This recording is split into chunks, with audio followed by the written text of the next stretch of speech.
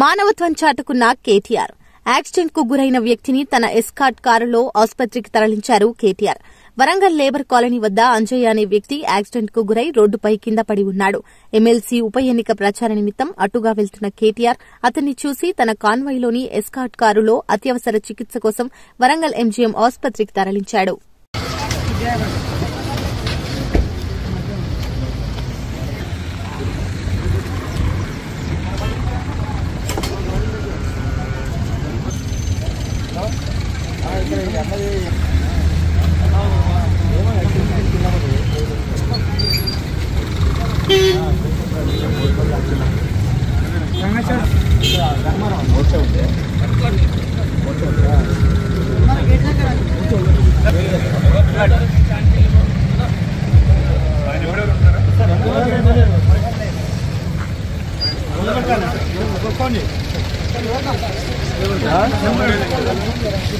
Dharmaram కాడన్నా, Dharmaram gate కాడ